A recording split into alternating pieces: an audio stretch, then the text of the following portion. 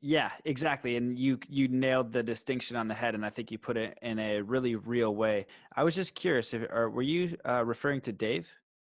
Yeah. Yeah. Yeah. Um, Yeah, he was great. He filmed my wizard school, and um, yeah, he's a lovely soul.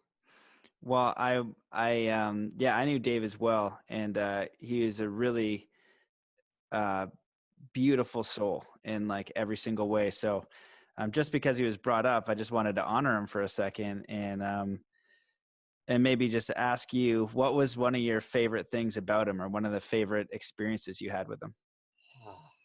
He was just such a giver. He really cared about other beings and just loved giving. There's a mutual friend who goes by the name Cosmic Seahorse. And when Dave was at a festival, he actually found a painting of a seahorse in space. It was literally a cosmic seahorse. And there's a video played at his memorial where Cosmic, saw a cosmic seahorse. And Dave just bought this painting and gave it to him because he knew it would bring him joy. He didn't say, yeah, brother, here's what I paid if you want to cover some of it. He just like gifted it to him. And I don't think he was very wealthy at that point. I was staying with him at the Lucidity Festival when I was giving a few workshops. He set me up with the shift pod. He, really helped me with like a lot of logistical things, which is amazing. And there was a point where he had a bunch of things, like a bunch of fun festival things, and people needed some, and he didn't even know who they were. He's just like, I want to give you a happy, positive experience. So, here, don't give me anything else. And he would always give time when we were working together. I would call him up and he would just give me his time just to talk about stuff in life. I mean, it was mutual, but he just had so much love and giving energy. And I think we could really use a lot more of that in the world. I think a lot of people are very like into what they can get. And, um, I hope that as he offers that from the places where he's working now, we can all take it in. Awesome, man. Yeah, I appreciate you sharing that. We're talking about a friend of ours that we lost, David Ray, and he was an absolutely magical, beautiful human, and somebody that I think, like you said, is just an amazing standard of what it is to be a human in the sense of the most important ways. Like, um, you know, at, at Burning Man, I ended up um, running into like a memorial for him right away, and meeting Soul Palace and that entire crew and those amazing people, and it was like right away at Burning Man, how it's like magical, and I was like, oh my god. And I was just like right in there, and I meet Bailey and that whole crew, and I was like, that was the start of my Burning Man this year.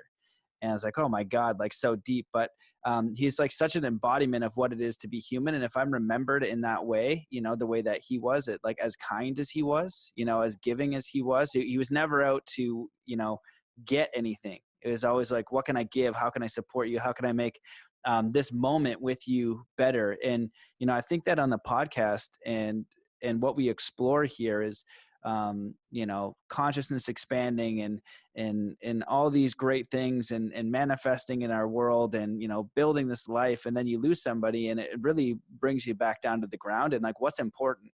And I think that as far as what is important, it's being kind human when you can, it's being giving when you can, it's being authentic when you can. And I think that he embodied all of those things. And I just wanted to bring him into the conversation because I loved him a lot. I didn't have, I only had a few like direct human experiences with him, but we always stayed in touch, and he was such a great example of being a human. So I just wanted to move and share, bring him in here right now. Shout out, brother. I love you. I miss you. And yeah, you inspire me still. So you're still with us, my friend. Love you Um, too, man. yeah. Um, so I don't know where to go with this because I got all sidetracked. But okay, so I guess, can you speak about one of the questions that I wrote down was some of the philosophies, like some of the or not philosophies, either the philosophies or practices that you do at the mystery school to increase awareness in any kind of magical way? At mine or in Dominhurst?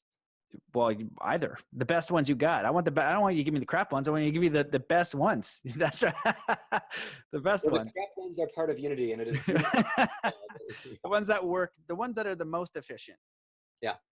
Um, the most efficient is something that is a bit similar to Nagong.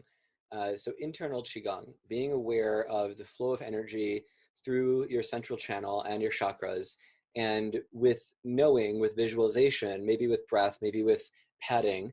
But I like to believe and operate with as few physical props as possible, even though it's wonderful to use physical props. So for example, using an amethyst to absorb negative energies and neutralize them is a cool tool. Yet, can you create a vortex, a portal, a field where those energies are neutral just through consciousness? Not even a mudra, not even a hand gesture. If you've seen Doctor Strange, which is a beautiful 2016 movie, Strange is like, I can't do the magic because it's my hands after his big surgery that never healed him fully. And Ancient One calls in Master Hamir, who's missing a hand. He creates the sparkly mandala, and Stephen's like, shit, it's not my hands. And so, then we learn about surrender and all this really rich stuff. So realizing that we are consciousness affecting reality is easiest in our own bodies. Our bodies are a great laboratory. Our bodies have experienced a whole range of things. Our bodies are our vehicle for ascension. And being mindful of people who have all types of motor skills, from being an acrobat Cirque du Soleil performer to not having control over one's physical body and living with the assistance of technologies, if you can visualize where your energy flows, and if you can move it with a felt sense, then you can, as you know, enhance your physical strength, you can heal yourself, and you can activate things. If you want to create a field of love and just build a loving presence and have that surround your physical space, then that's just working with energy. You also have a map of love in the Anahata, or fourth chakra, and maybe you've studied that a bit. Maybe you know of the mantra Yam. Maybe you know even further, if you really work with those energies, that's the energies to unlock flight. And you really work and expand that field because you understand the universe inside you. And there's so much we can learn about the world in terms of planets and their orbits and chemistry and medicines and tinctures and crystals and sacred geometry and correspondences and working with other people and geographic locations and cycles of equinoxes and Mayan calendars and eclipses and all this outer world stuff. But if we can really master the inner world, the microcosm is the macrocosm.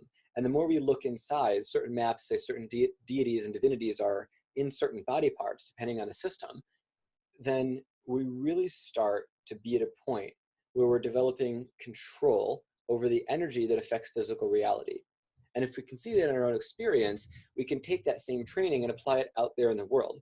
A lot of schools that teach telekinesis talk about seeing that thing as yourself and moving that part of yourself. And some say, well, if you use subtle energy, use the subtle energy to move the thing. And then others say use biofield energy or use body heat or magnetism and magnetic waves or attention or other mechanisms of action. So working with the inner system, I feel, is very, very important. And so my URL before my website was magicalgoldenage.com. And there's some good stuff on it, but it needs a lot of work if anyone goes there. But people can go there and sign up for Wizard School and updates and things like that. Before it was magicalgoldenage.com, it was magicmoneyhealth.com. Because working with those energies, I feel, are ways of mastering things that a lot of us want to change. We want to change energies and manifestations related to our body, related to our finances, and really just related to magic in the world overall.